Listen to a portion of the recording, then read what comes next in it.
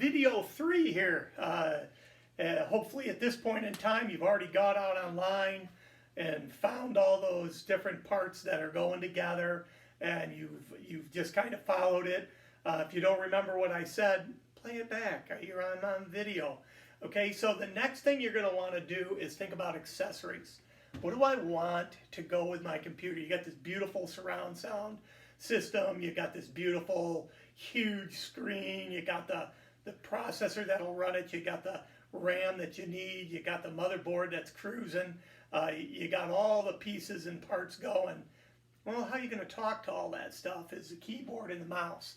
And when I'm picking a mouse, I try to decide what I'm going to do. If I want a functional mouse, I'm not worried about gaming, I'd probably get a wireless mouse and just move it around. Then you don't have wires everywhere.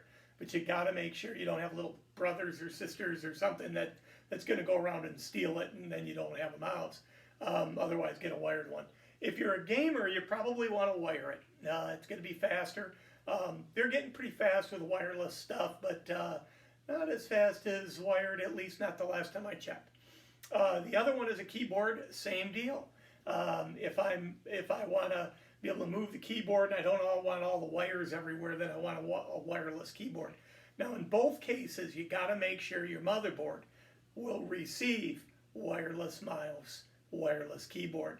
Otherwise, you're going to have to get wired up. You're going to use a USB mouse, a USB keyboard, and that'll give you some maximum speed if you're going wired.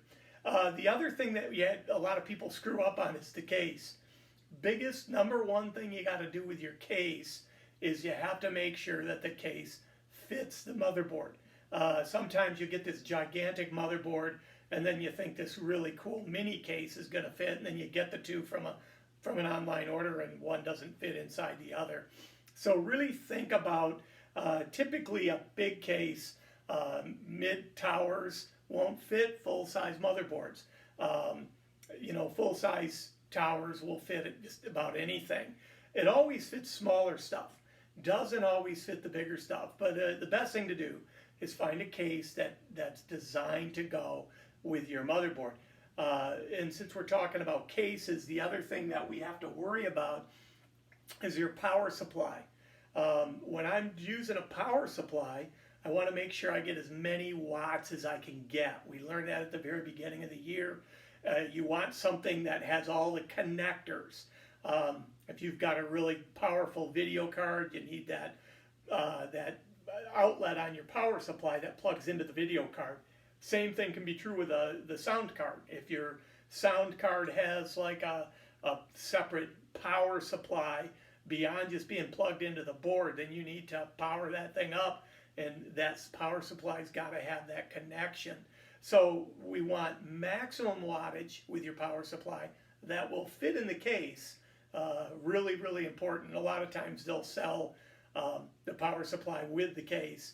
And so if you got the motherboard that fits in there, they give you a typical power supply with a case, you may not want to go with that. You may not have enough power for you. And how do you figure out the power? The more the better. If you can't outpower your computer. You can underpower it though, and that's not good. You get this really expensive video sound card, you get your motherboard all set up and it doesn't have the connectors to plug those two in to give it that extra power that it needs, and that's not a good thing. Most video cards power right from the computer. They don't have a separate plug, but you got to make sure you're paying attention to that. Another thing you want to get is a UPS system, or at least a surge protector for that computer. It's going to be brand new, it's going to be sitting there, it's going to be beautiful, and you're going to want to make sure it's protected. Last thing I'm going to say in this video is you got to think about what operating system we want.